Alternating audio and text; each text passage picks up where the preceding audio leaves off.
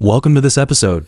Have you subscribed yet? The mystery of the mountain ghost's marriage in Ghost Opera in Yinshan, records of the Nuo mask and the sunken coffin. Chapter 11. The twin vacancies in the ancestral hall genealogy. The beam of Su Onyan's flashlight swayed among the beams of the ancestral hall. Dust particles floated and sank in the halo, much like the ever-lingering red mist at the bottom of the Yinshui River. His fingers gripping the half-Nuo opera mask trembled slightly. The human tooth on the inner side of the mask glowed a bluish-white in the moonlight, as if it would bite into his palm at any moment. On the offering table in the center of the ancestral hall, 19 long-burning lamps flickered on and off, making the tablets of ancestors seem like floating ghostly shadows. The genealogy was hidden in a secret compartment behind the shrine. The thick yellow cloth cover was covered with years of dust. When it was opened, it made a soft rustling sound, as if some living thing had been awakened. Su Wanyan's fingertips slid across the yellowed pages. The ink in the 1937 column suddenly glowed dark red in the flashlight beam. It wasn't ordinary ink, but cinnabar mixed with blood. The name Lin Yunyang was roughly crossed out. The ink seeped through the paper and the forceful scratch marks almost pierced through the page. The words, "The sacrifice has been substituted" in the margin were newly bright, as if written just yesterday. And right below it was the record of Su Xunyang, mother of the twin fiends. Su Wanyan's breath caught suddenly. After his mother's name followed two birth dates, one for the Dragon Boat Festival and the other for the autumn equinox, which were exactly his and Lin Yunyang's birthdays. Flipping further down, he was stunned by the entry under Su Wangjin. In the place where a photo should have been pasted, there was an old yellowed photo. A man in a red wedding dress was holding a swaddle. His face was exactly the same as Su Wanyan's, but with a bit more vicissitudes that didn't belong to him. The edge of the swaddle was embroidered with the pattern of a Nuo opera mask, and on the man's left ring finger was clearly printed the same pagoda wood birthmark as his. Impossible ... quotes. Su Wanyan's voice shattered into echoes in the empty ancestral hall. The date on the back of the photo was the autumn equinox in 1937, exactly the day of the mountain ghost's marriage. And the man's clothing in the photo was clearly the long-lost divine attendant's wedding garment in Yinshan village. According to legend, only the sacrifice of the thousand-hand corpse god would wear such a red dress. On the next page of the genealogy, beside the entry of Lin Yunyang, was pasted half a paper cut in the shape of a coffin, with the characters Wangyan pricked inside with a needle. Su Wanyan suddenly remembered the half-Nuo opera mask he had picked up under the mountain god pagoda tree 3 days ago. The human tooth in the eye socket was exactly his mother Su Xunyang's decayed tooth. It turned out that as early as 1937, this substitution had already been written into the genealogy. The shrine suddenly made a soft click sound. Su Wanyan looked up and saw the 19 long-burning lamps on the offering table flicker on and off 3 times simultaneously. The sparks from the lamp wicks cast strange shadows on the ground. His gaze fell on the last page of the genealogy, where an overlapping coffin-shaped symbol was drawn, exactly the twin fiends mark in Chen Xiaozi's drum score. And in the center of the symbol were written neatly, Su Wanyan, Lin Yunyang. Click! The flashlight suddenly went out. In the darkness, Su Wanyan groped for the pages of the genealogy. His fingertips touched the concave, convex engravings.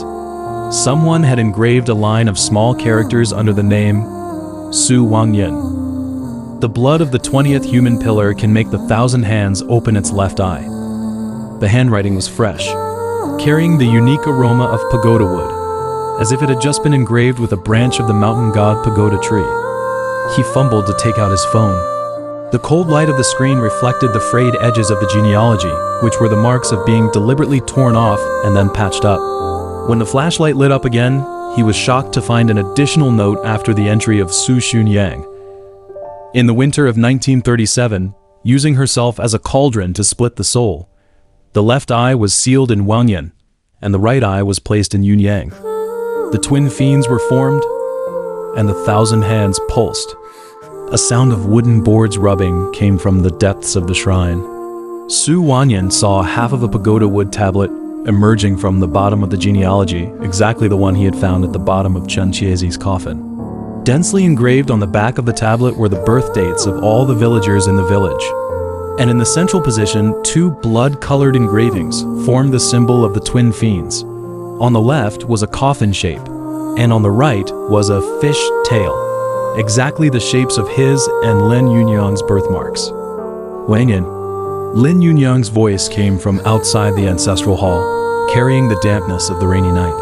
Su Wanyan quickly closed the genealogy but found the dried pagoda tree leaf between the pages.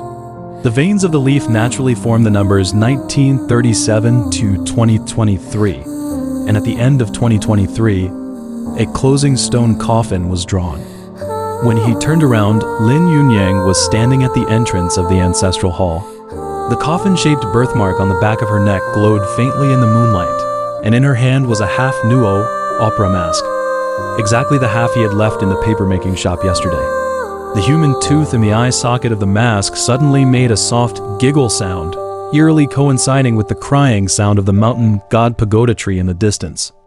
"You've read the genealogy?" Lin Yunyang's voice trembled a bit. The red sand from the bottom of the river on the soles of her shoes left dark, red footprints on the blue bricks. The sacrifice in 1937 wasn't that mother replaced me and was laid in the coffin. It was ... She suddenly coughed violently, and pagoda tree sawdust leaked from between her fingers. At the same time, Su Wanyan's left ring finger was stinging like being pricked by a needle. Su Wanyan noticed that half of a red silk was exposed from her cuff, exactly the corner of the divine attendant's wedding garment in the genealogy. What shocked him even more was that on the inner side of Lin Yunyang's wrist, a pagoda wood birthmark identical to his suddenly appeared, with the same depth and position, like two mirror image curses. The tablets on the shrine suddenly resonated. The 19 long-burning lamps lit up brightly at the same time, casting their shadows onto the genealogy. Su Wanyan saw that at the overlapping part of the shadows, the coffin-shaped birthmark and the pagoda wood birthmark formed a complete thousand hands pattern. And the photo of Su Wanyan in the genealogy had somehow turned into Lin Yunyang's face.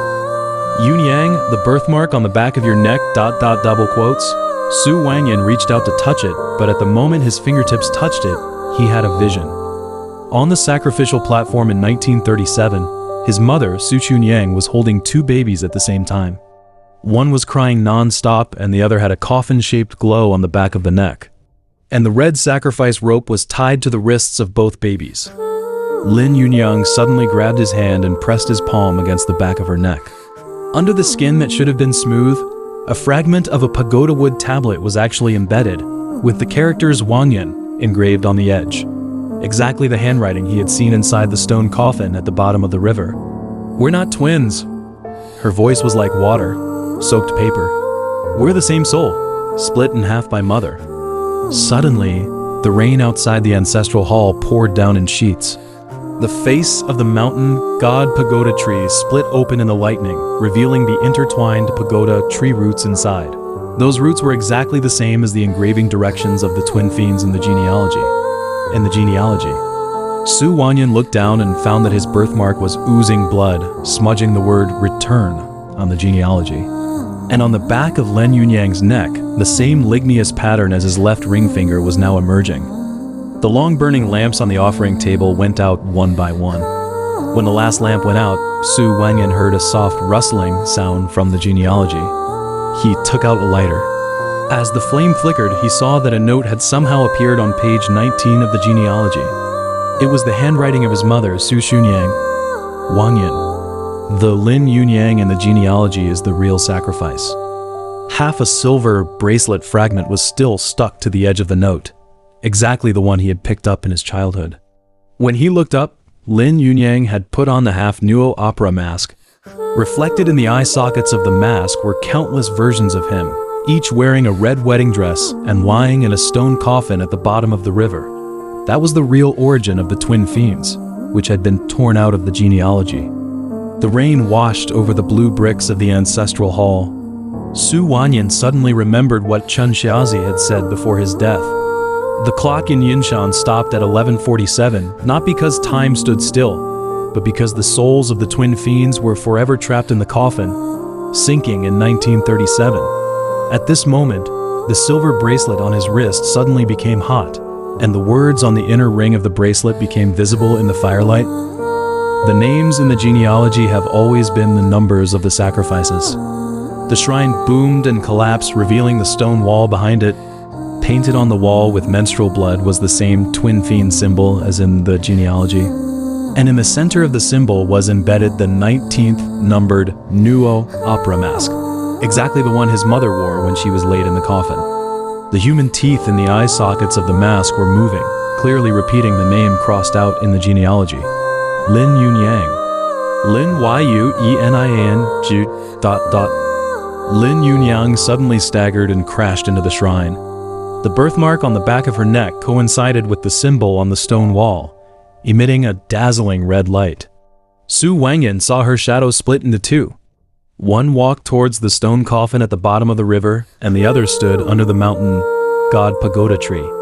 And the photo of Su Wangyan in the genealogy had somehow turned into the paper figure of the mountain ghost's marriage in 1937, the eyeless one with the same face as him. Wangyan, Lin Yunyang's voice came from behind the mask, carrying the echo of bubbles bursting at the bottom of the river. Look at the last page of the genealogy. He opened the yellowed page. Beside the illustration of the awakening of the thousand-hand godhood, the newly engraved handwriting was still oozing blood. When the twin fiends meet in the genealogy, the clock in Yinshan will start turning again for the next sacrifice. And below the illustration were drawn two overlapping coffin shapes, inside which lay him and Lin Yunyang wearing the 19th numbered and 20th numbered masks.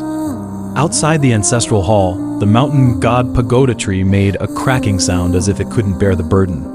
It was as if something was slowly crawling from the coffin, sinking in 1937 towards the rainy night in 2023 along the engravings in the genealogy. Su Wangyan looked down and saw his blood dripping onto the genealogy, connecting the names Su Wangyan and Lin Yunyang to form a complete thousand hands pattern. The end of this episode. The story continues. Subscribe now.